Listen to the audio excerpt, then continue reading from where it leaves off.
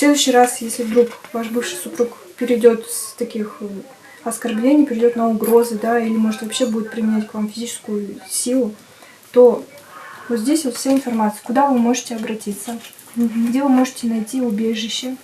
20 қаңтарда ел аумағында басталған тұрмыс жедел профилактикалық іс-шарасының негізгі мақсаты масаң күйде жасалатын қылмыстарға жол бермеу, құқық бұзушылықтардың алдын алу. Іс-шара кезінде қалалық полиция басқармасының қызметкерлері 20 ықшам ауданының 46 жасар тұрғын жауапқа тартты.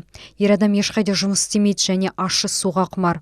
Анасы оған қатысты полицияға бірнеше рет жүгінген, алайда қорғау ұйымдары сотпен мінез құлқына қатысты белгіленген талаптар нәтиже бермеді.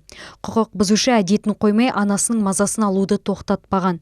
Нәтижесінде учаскелік полиция инспекторлары Қазақстан Республикасы әкімшілік құқық бұзушылық туралы кодексінің 669 бабы 2 бөлігі сот үкіметін сот шешімімен немесе өзге де сот актісін және атқарушылық құжатты орындама бойынша материал жинады. Баппен 7 тәулікке дейін әкімшілік қамаққа алу көзделген.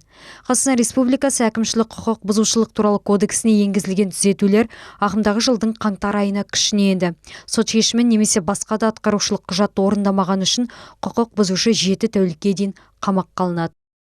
Ағымдағы жылдың 20 қаңтары мен 20 ақпан аралығында тұрмыс жедел алдын алу шарасы өткізілуде. Шараның мақсаты отбасы тұрмыстық қатынастары саласында және алкогольдік масаң күйде жасалған қылмыстар мен құқық бұзушылықтардың алдын алу, үнемі жанжал шығаратын маскүнемдерді арнайы есепке қою. Сондай-ақ олардың тарапынан тұрмыс саласында қылмыстарға жол бермеу. Солтүстік Қазақстан облысы полиция департаменті жергілікті полиция қызметі басқармасының ақпаратына сәйкес тұрмыс іс-шарасының 14 күнде облыс бойынша тұрмыстық зорлық-зомбылықтың 134 фактісі анықталды. Оның ішінде 45-і рейдтер мен аула-ауланы аралау кезінде белгілі болды. Сондай-ақ 1110 әкімшілік құқық бұзушылық анықталды.